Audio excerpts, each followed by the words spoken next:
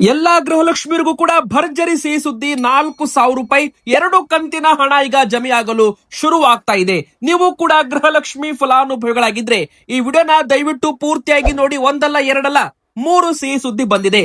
ಇನ್ನು ಎರಡನೇ ದೊಡ್ಡ ಬ್ರೇಕಿಂಗ್ ನ್ಯೂಸ್, ರೇಷನ್ ಕಾರ್ಡ್ ಇದ್ದವರು ಕೂಡ ವಿಡಿಯೋನ ಪೂರ್ತಿಯಾಗಿ ನೋಡಿ. BPL ಕಾರ್ಡ್ ಇದ್ದವರು ಈ ಚಿಕ್ಕ ತಪ್ಪು ಮಾಡಿದ್ರೆ ನಿಮ್ಮ BPL ಕಾರ್ಡೇ ಬಂದ್ ಆಗಬಹುದು ವೀಕ್ಷಕರೇ. ಹೀಗಾಗಿ ಪ್ರತಿಯೊಬ್ರು ಕೂಡ ರೇಷನ್ ಕಾರ್ಡ್ ಇದ್ದವರು 2 ದೊಡ್ಡ ಅಪ್ಡೇಟ್ ಕೂಡ ಬಂದಿದೆ, ಒಂದು ಹೊಸ ನಿಯಮ. ಇನ್ನು ಮತ್ತೆ ರಾಜ್ಯಾದ್ಯಂತ ಕರೆಂಟ್ ಶಾಕ್ ಅಂತಾನೆ ಹೇಳ್ಬಹುದು. ಅಂದ್ರೆ ಎಲೆಕ್ಟ್ರಿಸಿಟಿ ಬಿಲ್ ಮತ್ತೆ ಜಾಸ್ತಿ ಆಗ್ತಾ ಇದೆ.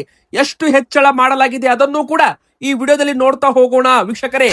ಮತ್ತೆ ವಿದ್ಯುತ್ ಬಿಲ್ ದುಬಾರಿ ಆಗ್ತಾ ಇದೆ ಕರ್ನಾಟಕದಲ್ಲಿ, ಇದು ಕೂಡ ನೋಡೋಣ ವೀಕ್ಷಕರೇ. ಮತ್ತೆ ಕರ್ನಾಟಕಕ್ಕೆ ಹೈ ಅಲರ್ಟ್ ಅಂತಾನು ಕೂಡ ಹೇಳಲಾಗ್ತಾ ಇದೆ. ಹೌದು, ಮತ್ತೆ ಹಕ್ಕಿ ಜ್ವರ ಶುರುವಾಗ್ತಾ ಇದೆ.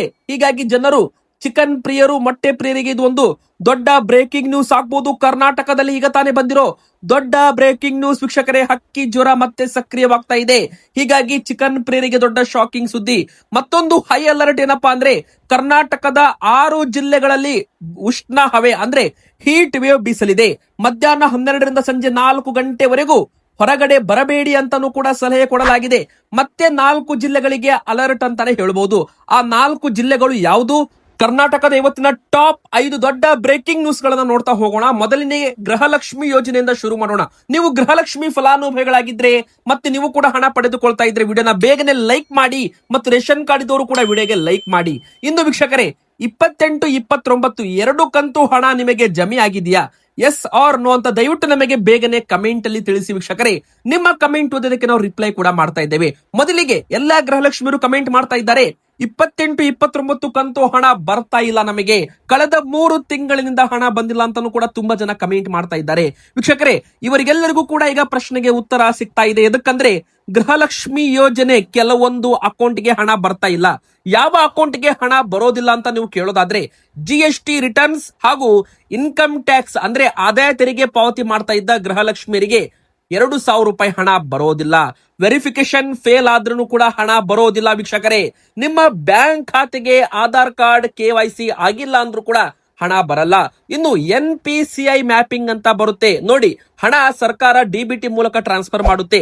DBT ಮೂಲಕ ಟ್ರಾನ್ಸ್ಫರ್ ಅಂದ್ರೆ ನಿಮ್ಮ ಬ್ಯಾಂಕ್ ಅಕೌಂಟ್ಗೆ ಸರ್ಕಾರ 2,000 ರೂಪಾಯಿ ಹಣ ಹಾಕಲ್ಲ.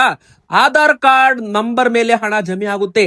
ಆ ಆಧಾರ್ ಕಾರ್ಡ್ ನಂಬರ್ ಅಂದ್ರೆ ನಿಮ್ದು ಆಧಾರ್ ಕಾರ್ಡ್ ನಂಬರ್ ಯಾವ ಬ್ಯಾಂಕಿಗೆ ಅಧಿಕೃತವಾಗಿ ಮ್ಯಾಪಿಂಗ್ ಆಗಿರುತ್ತೆ, ಇದಕ್ಕೆ NPCI ಮ್ಯಾಪಿಂಗ್ ಅಂತ ಕರೀತಾರೆ, ಆಧಾರ್ ಸೀಡಿಂಗ್ ಅಂತ ಕರೀತಾರೆ.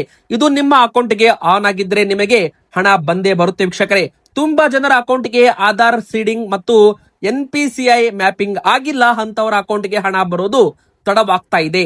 ಕೆಲವೊಂದು ಅಕೌಂಟ್ಗೆ 2 ತಿಂಗಳಿಂದ ಹಣ ಬರ್ತಾ ಇಲ್ಲ ಅಂತ ಹೇಳಲಾಗ್ತಾ ಇದೆ ವೀಕ್ಷಕರೇ. ನೀವು ನಿಮ್ಮ ಹೆಸರನ್ನ ಚೆಕ್ ಮಾಡಿಕೊಳ್ಳಿ. ರೇಷನ್ ಕಾರ್ಡ್ ಮೇಲೆ ನಿಮ್ಮ ಹೆಸರು, ಬ್ಯಾಂಕ್ ಖಾತೆ ಮೇಲೆ ನಿಮ್ಮ ಹೆಸರು, ರೇಷನ್ ಕಾರ್ಡ್ ಮೇಲೆ ನಿಮ್ಮ ಹೆಸರು ಒಂದೇ ತರ ಇರಬೇಕು. ಬೇರೆ ಬೇರೆ ಹೆಸರಿದ್ರೆ ನೋಡಿ, ತವರು ಮನೇಲಿ ಹೆಸರು ಬೇರೆ ಇರುತ್ತೆ, ಗಂಡನ ಮನೇಲಿ ಹೆಸರು ಬೇರೆ ಇರುತ್ತೆ, ಬ್ಯಾಂಕ್ ಅಕೌಂಟ್ ಅಲ್ಲಿ ಹೆಸರು ಬೇರೆ ಇರುತ್ತೆ. ಈ ತರ ಆದಾಗ ಸ್ವಲ್ಪ ಇಶ್ಯೂ ಆಗುತ್ತೆ. ಇನ್ನು ರೇಷನ್ ಕಾರ್ಡ್ ಆಕ್ಟಿವ್ ಇರಬೇಕು ಅಂತಾನು ಕೂಡ ಹೇಳಲಾಗಿದೆ ವೀಕ್ಷಕರೇ. ಅಂದ್ರೆ ಮೊನ್ನೆ ಸರ್ಕಾರ BPL ಕಾರ್ಡ್ಗಳನ್ನ APL ಕಾರ್ಡ್ ಆಗಿ ಕೆಲವೊಂದು ಕನ್ವರ್ಟ್ ಮಾಡಿದೆ. ಅಂದ್ರೆ ಕೆಲವು BPL ಕಾರ್ಡ್ಗಳನ್ನ ರದ್ದು ಮಾಡಲಾಗಿದೆ. ಅದರಲ್ಲಿ ತೆರಿಗೆ ಪಾವತಿದಾರರ GST ರಿಟರ್ನ್ಸ್ ಮಾಡ್ತಾ ಇದ್ದವರ BPL ಕಾರ್ಡ್ ಕೂಡ APL ಕಾರ್ಡ್ ಆಗಿದೆ.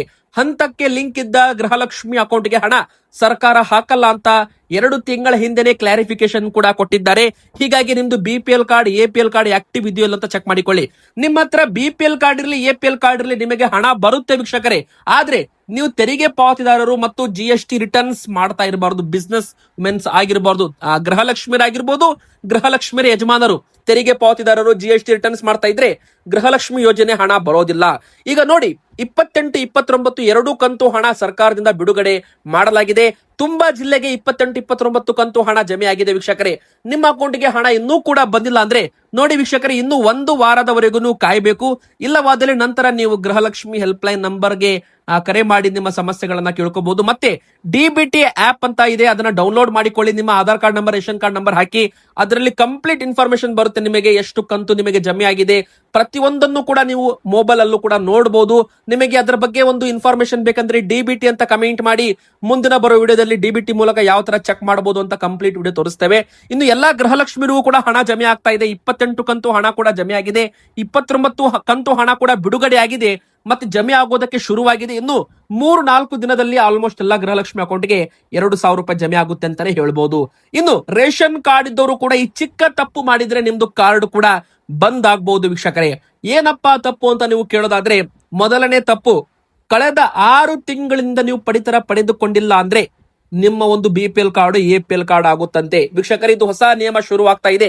ಇನ್ನು ಎರಡನೇದಾಗಿ ಹೇಳ್ಬೇಕಂದ್ರೆ, ತುಂಬಾ ಜನರು ಒಂದೇ ಮನೇಲಿ ಇದ್ಕೊಂಡು 2-3 ರೇಷನ್ ಕಾರ್ಡ್ ಅನ್ನ ಪಡೆದುಕೊಂಡಿದ್ದಾರೆ. ಅಂತವರ ಕಾರ್ಡು ಕೂಡ ರದ್ದಾಗುತ್ತೆ ಅಂತ ಹೇಳ್ಬೋದು.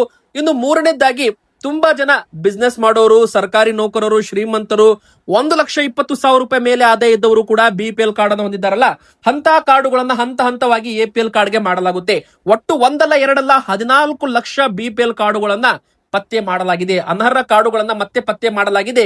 ಆ ಎಲ್ಲ ಕಾರ್ಡುಗಳನ್ನ ಹಂತ ಹಂತವಾಗಿ APL ಕಾರ್ಡ್ಗೆ ಶಿಫ್ಟ್ ಮಾಡ್ತೀವಿ ಅಂತ ಆಹಾರ ಸಚಿವರು KH ಮುನಿಯಪ್ಪ ಅವರು ಹೇಳಿಕೆಯನ್ನ ಕೊಟ್ಟಿರುವಂತದ್ದು. ಅಂದ್ರೆ ಕರ್ನಾಟಕದಲ್ಲಿ ಮತ್ತೆ 14 ಲಕ್ಷ ಕಾರ್ಡುಗಳು ರದ್ದಾಗ್ತಾ ಇದ್ದಾವೆ, ಬಂದ್ ಆಗ್ತಾ ಇದ್ದಾವೆ. ಇದರಲ್ಲಿ ನಿಮ್ಮ ಕಾರ್ಡ್ ಕೂಡ ಇರಬಹುದು. ಎದಕ್ಕಂದ್ರೆ ವೀಕ್ಷಕರೇ, ನೀವು ಕೂಡ ಕೆಲವೊಂದು ತಪ್ಪುಗಳನ್ನ ಮಾಡಿದ್ರೆ, ನಿಮ್ಮ ಬ್ಯಾಂಕ್ ಅಕೌಂಟ್ ಅಲ್ಲಿ ಲಕ್ಷಾಂತರ ರೂಪಾಯಿ ಟರ್ನ್ ಓವರ್ ಮಾಡಿದ್ರೆ, ಮತ್ತೆ ನೀವು ಕೂಡ ಸ್ವಂತಕ್ಕೆ 4 ಚಕ್ರದ ವಾಹನ ಬಳಕೆ ಮಾಡಿದ್ರೆ, ಮತ್ತೆ ಬಳಸ್ತಾ ಇದ್ರೆ, ಮತ್ತೆ 7.5 ಎಕರೆಗೂ ಹೆಚ್ಚು ಭೂಮಿ ಇದ್ರೆ, ಸರ್ಕಾರಿ ನೌಕರರು, ತೆರಿಗೆ ಪಾವತಿದಾರರು, ಮತ್ತೆ ಶ್ರೀಮಂತರು, ಇವರೆಲ್ಲರ ಕಾರ್ಡುಗಳನ್ನು ಕೂಡ ಈಗ BPL ಇಂದ APL ಮಾಡಲಾಗ್ತಾ ಇದೆ. ಇನ್ನು ನೀವು ಕೂಡ ಮನೆ ಮಳಿಗೆಗಳನ್ನ ಬಾಡಿಗೆ ಕೊಟ್ಟು ವರಮಾನ ಪಡ್ಕೋತಾ ಇದ್ರೆ ನಿಂದು ಕೂಡ BPL ಕಾರ್ಡು ಬಂದ್ ಆಗುತ್ತೆ ಅಂತ ಇಲ್ಲಿ ಹೇಳಲಾಗಿದೆ ವೀಕ್ಷಕರೇ. ಒಟ್ಟಾರೆ ಹೇಳೋದಾದ್ರೆ, ಸರ್ಕಾರ ಬಡವರಿಗೆ ಮಾತ್ರ BPL ಕಾರ್ಡ್, ಶ್ರೀಮಂತರಿಗೆ APL ಕಾರ್ಡ್ ಅಂತ ಹೇಳಿದೆ. ಒಂದು ವೇಳೆ ಬೈ ಮಿಸ್ಟೇಕ್ ಆಗಿ 14 ಲಕ್ಷ ಕಾರ್ಡುಗಳು ಈಗ ಬಂದ್ ಆಗ್ತಾ ಇದ್ದಾವಲ್ಲ, ಅದರಲ್ಲಿ ಏನಾದ್ರೂ ನಿಮ್ದು ಕಾರ್ಡು, ಅದರ ಬಡವರ ಕಾರ್ಡು ಬೈ ಮಿಸ್ಟೇಕ್ ಆಗಿ ರದ್ದಾಗಿದ್ರೆ ತಹಶೀಲ್ದಾರ್ ಆಫೀಸ್ಗೆ ನೀವು ಅರ್ಜಿ ಹಾಕಿದ್ರೆ ಮತ್ತೆ ನಿಮಗೆ ವಾಪಸ್ BPL ಕಾರ್ಡ್ ಕೊಡಲಾಗುತ್ತೆ ಅಂತಾನು ಕೂಡ ಭರವಸೆ ಕೊಡಲಾಗಿದೆ. ಹೀಗಾಗಿ ಯಾರಾದ್ರೂ ಬಡವರ ಕಾರ್ಡು ಬೈ ಮಿಸ್ಟೇಕ್ ಆಗಿ ರದ್ದಾಗಿದ್ರೆ ತಹಶೀಲ್ದಾರ್ ಆಫೀಸ್ಗೆ ಭೇಟಿ ಕೊಟ್ಟು ಮತ್ತೊಮ್ಮೆ BPL ಕಾರ್ಡ್ಗೆ ಅರ್ಜಿ ಹಾಕಿ. ಇನ್ನು ಕರ್ನಾಟಕದ ಮೂರನೇ ದೊಡ್ಡ ಬ್ರೇಕಿಂಗ್ ನ್ಯೂಸ್, ಮತ್ತೊಮ್ಮೆ ಕರ್ನಾಟಕಕ್ಕೆ ಅಲರ್ಟ್ ಅಂತಾನೆ ಹೇಳ್ಬೋದು, ಹೈ ಅಲರ್ಟ್ ಅಂತ ಹೇಳ್ಬೋದು. ಚಿಕನ್ ತಿನ್ನೋ ಮುನ್ನ ಎಚ್ಚರ, ಕರ್ನಾಟಕಕ್ಕೂ ಈಗ ಕಾಲಿಟ್ಟಿದೆ ಹಕ್ಕಿ ಜ್ವರ ವೀಕ್ಷಕರೇ. ದೇಶಾದ್ಯಂತ ಆತಂಕ ಸೃಷ್ಟಿ ಮಾಡಿರೋ ಭೀಕರ ಹಕ್ಕಿ ಜ್ವರ H5N1 ಈಗ ಸಿಲಿಕಾನ್ ಸಿಟಿ ಬೆಂಗಳೂರಿಗೂ ಕೂಡ ಕಾಲಿಟ್ಟಿದೆ. ಹೊರವಲಯದ ಹೆಸರುಘಟ್ಟದಲ್ಲಿರುವ ಪಶುಸಂಗೋಪನಾ ಇಲಾಖೆ ಸರ್ಕಾರಿ ಕೋಳಿ ಫಾರ್ಮ್ ನಲ್ಲಿ ಮತ್ತೆ H5N1 ವೈರಸ್ ಪತ್ತೆಯಾಗಿದೆ. ಅಂದ್ರೆ ಹಕ್ಕಿ ಜ್ವರ ಅಧಿಕೃತವಾಗಿ ಪತ್ತೆಯಾಗಿದೆ. ಬರೋಬ್ಬರಿ 700ಕ್ಕೂ ಹೆಚ್ಚು ಒಂದು ಕೋಳಿಗಳನ್ನ ಮಾರಣ ಹೋಮ ಕೂಡ ಮಾಡಲಾಗಿದೆ ವೀಕ್ಷಕರೇ. ಅಷ್ಟು ಮಾತ್ರವಲ್ಲದೆ ಪಕ್ಷಿಗಳಿಂದ ದೂರವಿರಿ, ಸತ್ತ ಅಥವಾ ಅನಾರೋಗ್ಯ ಪೀಡಿತ ಪಕ್ಷಿಗಳಿಂದ ನೇರ ಸಂಪರ್ಕ ಬರಬೇಡಿ, ಮಕ್ಕಳನ್ನ ಕೋಳಿ ಫಾರ್ಮ್ ಅಥವಾ ಪಕ್ಷಿಗಳ ಹಿಕ್ಕೆ ಇರುವ ಜಾಗದಿಂದ ದೂರವಿರಿಸಿ ಅಂತಾನೂ ಕೂಡ ಸಲಹೆ ಕೊಡಲಾಗಿದೆ. ಮಾಂಸವನ್ನ ಸ್ವಚ್ಛಗೊಳಿಸಿದ ನಂತರ ಕೈಗಳನ್ನ ಮತ್ತು ಬಳಸಿದ ಪಾತ್ರೆಗಳನ್ನ ಸೋಪು ಅಥವಾ ಸ್ಯಾನಿಟೈಸರ್ ಇಂದ ಕಡ್ಡಾಯವಾಗಿ ತೊಳಿಬೇಕು. ಅಂದ್ರೆ ಚಿಕನ್ ಪ್ರಿಯರು, ಮೊಟ್ಟೆ ಪ್ರಿಯರು ಎಲ್ಲರೂ ಕೂಡ ಇದನ್ನ ಪಾಲನೆ ಮಾಡಬೇಕಾಗುತ್ತೆ. ಇನ್ನು ಪೌಲ್ಟ್ರಿ ಫಾರಂ ಅಥವಾ ಮಾಂಸದ ಮಾರುಕಟ್ಟೆ ಹೋಗುವಾಗ N95 ಮಾಸ್ಕ್ ಮತ್ತು ಕೈಗೆ ವಸ್ತುಗಳನ್ನ ಧರಿಸೋದು ಸೂಕ್ತ ಅಂತಾನು ಕೂಡ ಇಲ್ಲಿ ಹೇಳಲಾಗಿದೆ ವೀಕ್ಷಕರೇ.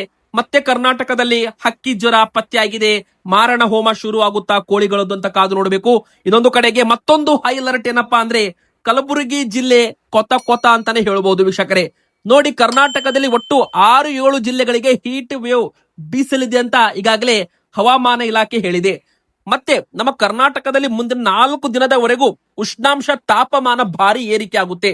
ಹೀಗಾಗಿ ವಯಸ್ಸಾದವರಿಗೆ, ಚಿಕ್ಕ ಮಕ್ಕಳಿಗೆ ತುಂಬಾ ಅಂದ್ರೆ ತುಂಬಾ ಸಮಸ್ಯೆ ಆಗ್ಬಹುದು. ಎಸ್ಪೆಷಲಿ ವಯಸ್ಸಾದವರು ಸ್ವಲ್ಪ ಎಚ್ಚರವಾಗಿರ್ಬೇಕು.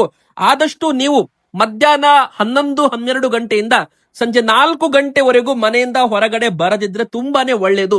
ಎದಕ್ಕಂದ್ರೆ ಈ ಒಂದು ಬಿಸಿಲಿನಲ್ಲಿ ಹೊರಗಡೆ ಬಂದ್ರೆ ಸನ್ ಸ್ಟ್ರೋಕ್ ಆಗೋ ಒಂದು ಚಾನ್ಸ್ ಇರುತ್ತೆ, ಚಕ್ರ ಬಂದು ಬೀಳೋ ಚಾನ್ಸ್ ಇರುತ್ತೆ, ಮತ್ತೆ ತಲೆ ಸುತ್ತು ಬರುವುದು ಕೂಡ ಇರುತ್ತೆ. ಹೀಗಾಗಿ ಆದಷ್ಟು ಎಚ್ಚರವಿರಬೇಕು. ಸಿಂಥೆಟಿಕ್ ಕಾಟನ್ ಬಟ್ಟೆಗಳನ್ನ ಬಳಸಿ. ಎರಡನೇದಾಗಿ ಹೆಚ್ಚು ನೀರು ಸೇವಿಸಿ ಅಂತಾನು ಕೂಡ ಹವಾಮಾನ ಇಲಾಖೆ ಹೇಳಿದೆ. ಹೀಟ್ ವೇವ್ ಅಂದ್ರೆ ಉಷ್ಣಾಂಶ, ಬಿಸಿ ಗಾಳಿ. ಈ ಬಿಸಿ ಗಾಳಿ ಜನರ ಮೈಯಲ್ಲಿರೋ ನೀರಿನ ಪ್ರಮಾಣವನ್ನ ಹೀರಿಕೊಳ್ಳುತ್ತೆ. ಸೂರ್ಯನ ಶಕ್ತಿ ಆ ಒಂದು ಪವರ್ ಅಲ್ಲಿ ತೋರಿಸ್ತಾ ಇದೆ ಅಂತಾನೆ ಹೇಳ್ಬೋದು. ವಿಜಯಪುರ, ರಾಯಚೂರು, ಕಲಬುರಗಿ, ಯಾದಗಿರಿ ಈ ಭಾಗದಲ್ಲಿ ಉಷ್ಣ ಹವೆ ಮುಂದುವರಿತಾ ಇದೆ. ಗುರುವಾರದಿಂದ ಹಿಡಿದು ಮತ್ತೆ ಗುರುವಾರ ಅಂದ್ರೆ ಬರೋಬ್ಬರಿ 1 ವಾರಗಳವರೆಗೂ ಬಿಸಿಲಿನ ತಾಪಮಾನ ಜಾಸ್ತಿ ಆಗಲಿದೆ ಅಂತಾನೂ ಕೂಡ ಹೇಳಲಾಗಿದೆ ವೀಕ್ಷಕರೇ. ಅಂದ್ರೆ ಕಲಬುರಗಿ, ರಾಯಚೂರು, ಬೀದರ್, ಯಾದಗಿರಿ, ಗದಗ, ಕೊಪ್ಪಳ, ಮಾನ್ವಿ, ಸಿನ್ನೂರು, ಗಂಗಾವತಿ ಈ ಭಾಗದಲ್ಲಿ, ಮತ್ತೆ ಬಾಗಲಕೋಟೆ, ಹುಬ್ಬಳ್ಳಿ, ಧಾರವಾಡ ಈ ಭಾಗದಲ್ಲೂ ಕೂಡ ಉಷ್ಣ ಹವೆ ಮುಂದುವರಿಯಲಿದೆ. ಜನರು ಈ ಭಾಗದಲ್ಲಿ ಸ್ವಲ್ಪ ಹುಷಾರಾಗಿರ್ಬೇಕು ಅಂತ ಹೇಳಲಾಗಿದೆ. ಮತ್ತೆ ವಿದ್ಯುತ್ ದರ ಏರಿಕೆ ಶಾಕ್ ಕೊಟ್ಟ ಗ್ಯಾರಂಟಿ ಸರ್ಕಾರ ಅಂತ ಹೇಳ್ಬೋದು. ಯಾಕಂದ್ರೆ ಪ್ರತಿ ಯೂನಿಟ್ ಮೇಲೆ 56 ಪೈಸೆ ಹೆಚ್ಚಳ ಮಾಡೋದಾಗಿ ಆದೇಶವನ್ನು ಹೊರಡಿಸಲಾಗಿದೆ.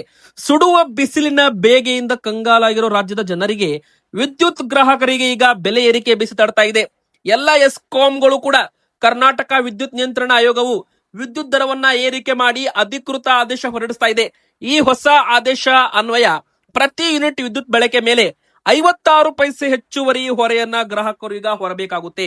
ಅಂದ್ರೆ ಇನ್ಮುಂದೆ ಪ್ರತಿ ಯೂನಿಟ್ಗೆ ಮತ್ತೆ 56 ಪೈಸೆ ಹೆಚ್ಚಳವನ್ನ ಮಾಡಲಾಗಿದೆ. ಈ ಹೊಸ ಆದೇಶ ಈಗ ಜಾರಿಗೆ ಬಂದಿದೆ ಅಂತಾನು ಕೂಡ ಇಲ್ಲಿ ಹೇಳಬಹುದು ವೀಕ್ಷಕರೇ. ಅಂದ್ರೆ ನಮ್ಮ ಕರ್ನಾಟಕದಲ್ಲಿ ಮತ್ತೆ ಗ್ರಾಹಕರಿಗೆ ವಿದ್ಯುತ್ ಬಿಲ್ ಶಾಕ್ ಅಂತಾನೆ ಹೇಳ್ಬಹುದು. ಇವತ್ತಿಗೆ ಇಷ್ಟ ಆಗಿತ್ತು ವಿಡಿಯೋ. ಇಷ್ಟ ಆದ್ರೆ ವಿಡಿಯೋಗೆ ಲೈಕ್ ಮಾಡಿ, ನಮ್ಮ ಚಾನೆಲ್ಗೆ ದಯವಿಟ್ಟು ಸಬ್ಸ್ಕ್ರೈಬ್ ಆಗಿ. ನಿಮ್ಮ ಅನಿಸಿಕೆ ಏನಿದ್ರು ಕೂಡ ದಯವಿಟ್ಟು ಕಮೆಂಟ್ ಅಲ್ಲಿ ಕಮೆಂಟ್ ಮಾಡಿ.